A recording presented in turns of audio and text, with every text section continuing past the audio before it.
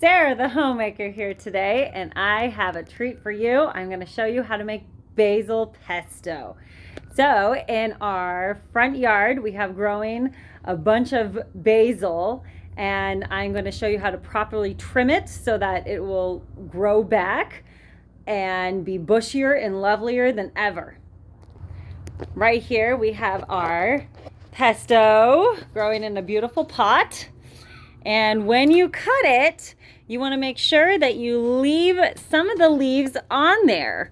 So I'm going to make a trim about down to here. And as you can see, there are leaves down here. You want to trim just above that. And you want to trim, well, I'm going to make a big batch of basil pesto. And so I'm going to probably trim most of these back. All right, I have cut back the basil now, and I will show you what the bush looks like now.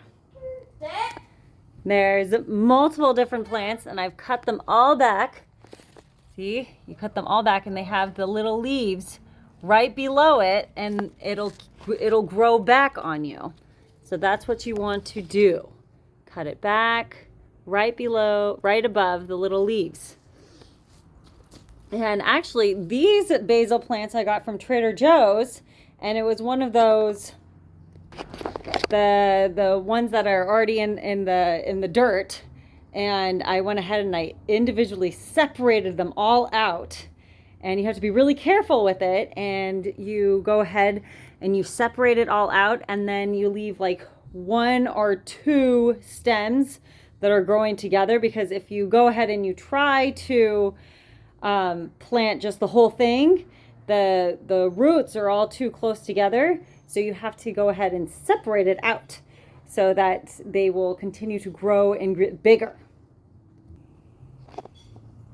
So I've done that, and it grew back beautifully, and then it'll continue to grow and produce more basil for us.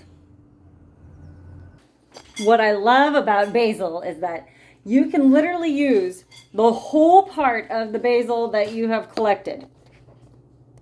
So in front of me, I've laid out all my ingredients. I have oil, salt, lemons from our lemon tree, garlic, Parmesan cheese, pine nuts, and then I cheat because pine nuts can be pretty expensive, so I also add some cashews to it.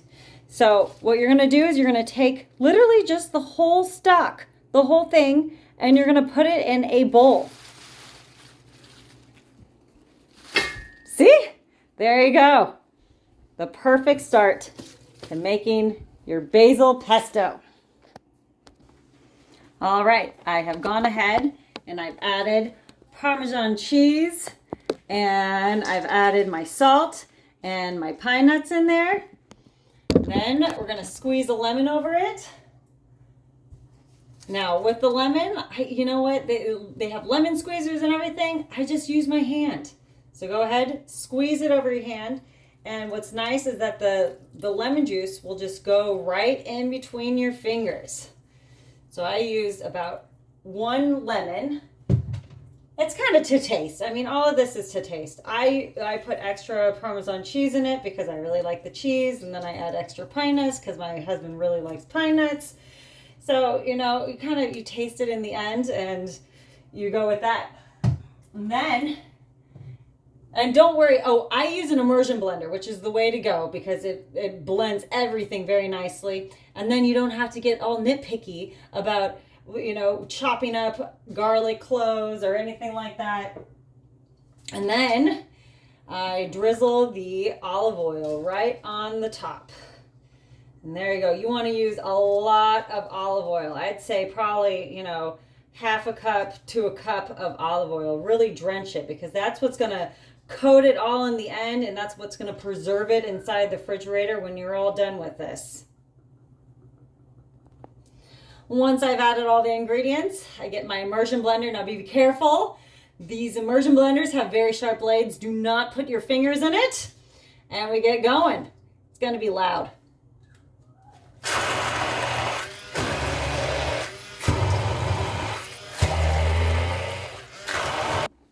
Once you have blended into a very smooth consistency, as you can see here. You go ahead, make sure you have your tasting spoon ready. Tastes pretty good. Now the real test is trying it with one of our dehydrated tomato chips. My husband labored over these. He cut them all up, and this is the tastiest treat ever. Some of the tomato, the dehydrated tomato with the pesto, it's our favorite. And that's really good.